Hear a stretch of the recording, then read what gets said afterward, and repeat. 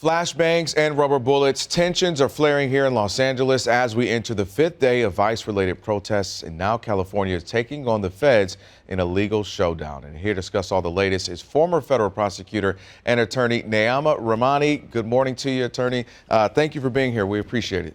Of course, Calvin. Thanks for having me, as always. It's great. Always great having you. Let's start here. We spoke with the mayor last hour. I don't know if you had a chance to see that. We talked about the White House border czar, Tom Homan. He is threatening to arrest her, also Governor Gavin Newsom.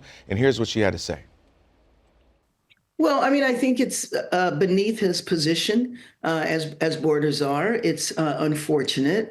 Basically, he's saying if the governor or I interfered with federal officials, why on earth would we do that? But I do think it's just emblematic of the combative nature of the administration. I had probably spoken to Mr. Holman an hour before that interview, and it was like we were having a normal, peaceful conversation. And from that to, yeah, I'll arrest her, it's bravado that is just so unnecessary and unfortunate right now with what's happening in our city. So I'm going to ask you, is there a legal precedent or actual law when it comes to federally arresting a governor or a mayor? Calvin, I mean, this is political saber rattling more than anything. I don't think there is any precedent for the federal government to be arresting the governor of a state or a mayor here. I mean, really, we're talking about two very separate issues. First, there's federal immigration enforcement, and, local officials, they can't even help in that enforcement under the California Values Act. That's why you hear LAPD, LA sheriffs say, you know what, we're not here to participate in any civil immigration enforcement, and nor can the feds force them to do so. That would be commandeering. So again, this is just partisan politics and rhetoric more than anything. Well, let's just keep on going down that line here. Governor Gavin Newsom and Attorney General Rob Bonta, they're suing the Trump administration over its mobilization of nearly 2,000 members of the state's National Guard. And then President Trump's officials say the military mobilization is legal under a rarely used law that gives the president the authority to call up the National Guard if there is danger or rebellion against the authority of the government. So question for you is the President Trump's deployment of the National Guard, is it legal, or does California have a winning chance in this case? I do think Trump has the upper hand here, and I've been critical of him before. He's done things that are unlawful, even downright unconstitutional. But when you're talking about immigration law, it's exclusively a federal government issue, and that makes sense. You can't have California have one set of rules and Arizona and Texas have another. And under the law, the president can federalize the National Guard. I mean, typically the National Guard under Title 32 is under the authority of the governor, but under Title 10, if there's a rebellion or if the National Guard is necessary to help execute federal law, that's something the president can do. And typically it's done in connection with the governor, but there is precedent for it being done over a governor's objection. The last time it was done was in the South during the Civil Rights Movement to enforce the Civil Rights Act and protect those protesters. And before that, in the 1950s, to enforce desegregation of public schools after Brown versus Board of Education. Yep, we've had some conversations about both of those as well, trying to figure out where we are today. Let's switch gears a little bit here. Caris in LA, which provides low-cost immigrant legal services, as well as family members of the ambiance workers detained on Friday in downtown Los Angeles. They're demanding due process for those detained and for protesters that are arrested. Can you talk to us about due process and the rights of undocumented immigrants and protesters that they have in this situation? We've heard that some haven't been able to get to their lawyers. It's been days. You haven't heard anything, haven't been able to reach out to their families. What rights do they have?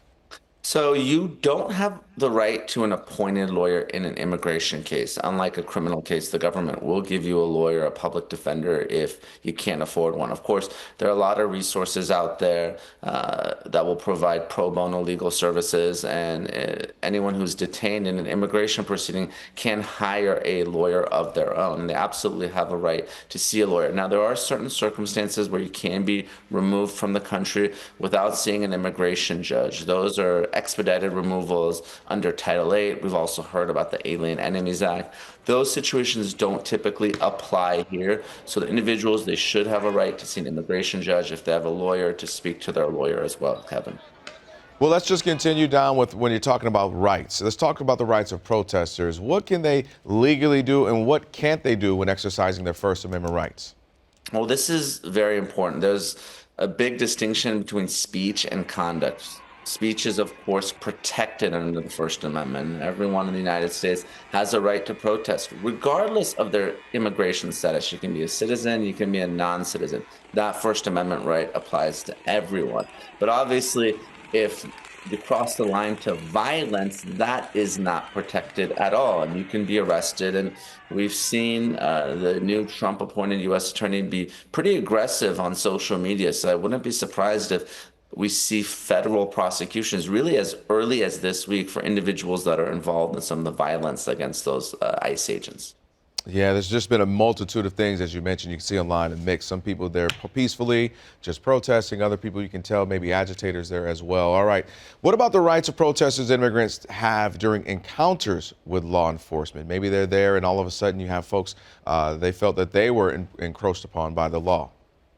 So when it comes to law enforcement, and Kelvin, I live and work in Los Angeles. My office is in downtown Los Angeles, so I'm living this in real time. You have an absolute right to film police officers or federal agents. That is your right as a member of the public. Now, you can't interfere with an investigation. You can't obstruct justice. You have to do so from a distance. Obviously, when it comes to speech, you can say what you want. But again, if that line gets crossed to obstruction, to some sort of violent activity, you can be arrested. But if you're protesting peacefully, you're filming from a safe, reasonable distance, that's absolutely within your right as a protester.